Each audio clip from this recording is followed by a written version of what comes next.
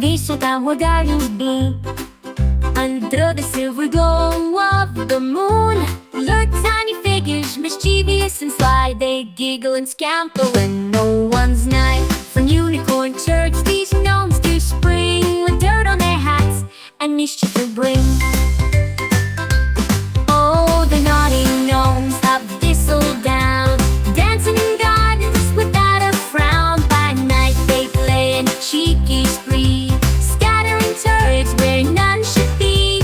But watch them laugh and watch them run when the village fights back just for fun. Old Mrs. Lavender, sharp and keen, with binoculars caught the sight unseen, she rallied the town. At the break of day, we'll set up traps to keep the pranks at bay. Pots that tip and sprinklers that spray, oh how the gnomes will scamper away. Oh, the naughty gnomes of Thistledown, dancing in gardens without a frown. At night they play in a cheeky spree, scattering turds where none should be. But watch them laugh and watch them run when the village fights back just for fun. A truce was made 'neath the starlit sky, a peace made with a berry and a shy side. Gnomes with berries and trinkets so bright promised mischief only in the night. Oh, the naughty gnomes of Thistledown, dancing in gardens without a frown. By night they play in a cheeky spree, scattering turds where none should be. But watch them laugh and watch them run when the village fights back just for fun. A truce was made 'neath the starlit sky, a peace made with a berry and a shy side. Gnomes with berries and trinkets so bright promised mischief only in the night. Lives lie safe, children do roam in a village where gnomes have found their home. Oh, the naughty gnomes of Thistledown, dancing in gardens without a frown. By night they play in a cheeky spree, scattering turds where none should be. But watch them laugh and watch them run when the village fights back just for fun. So if you wander by and hear a small giggle, fear not the sound or the tiny wiggle. It's just the gnomes with their knight's tale in Thistledown, where magic prevails. In the quiet village of Thistledown, known for its vibrant gardens and quaint cottages, a peculiar and rather unpleasant mystery had begun to unfold.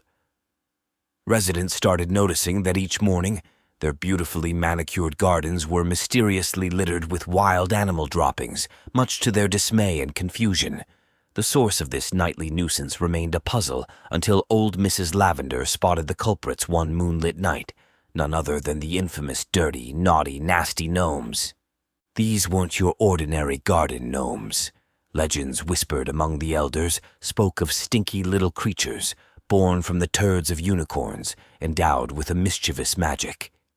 By day, they appeared as ordinary, albeit slightly grimy, statues adorning the gardens.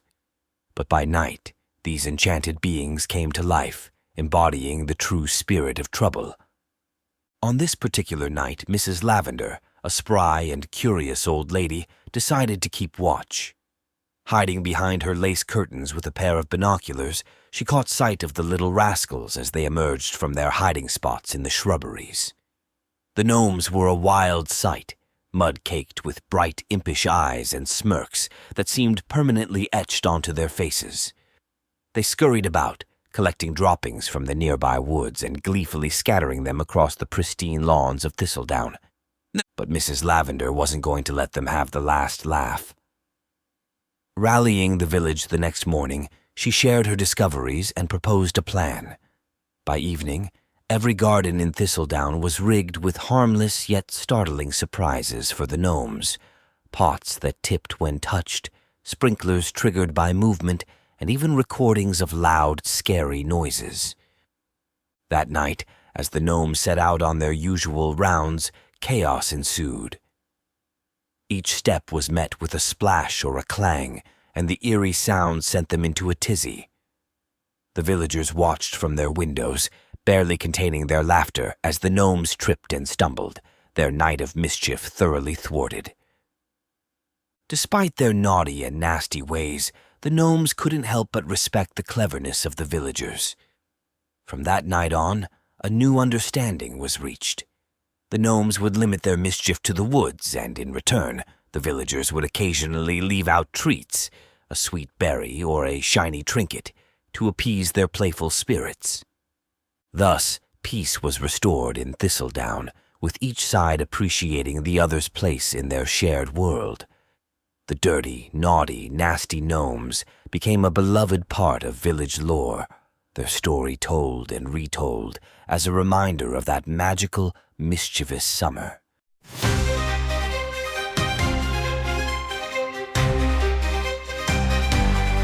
In Thistledown, the nights come alive with little gnome pranks and a mischievous jive. From unicorn leftovers, these critters were born, sneaking around gardens from dusk until morn.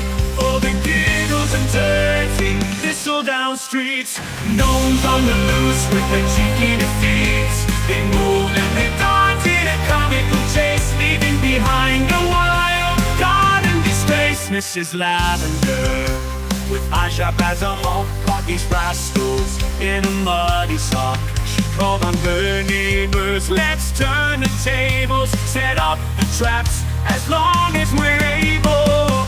Oh, the giggles and turds in Thistledown streets, gnomes on the villages now recommend a night full of pranks. But come the days like no sheriff period in the fight. Oh, the giggles and turds in Thistledown streets.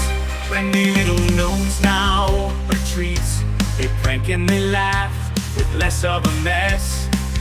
In Thistledown, life's more, not less. I swear. Oh, the giggles and turds in Thistledown streets. Friendly little gnomes now with the treats. They prank and they laugh with less of a mess. In Thistledown, life's more, not less.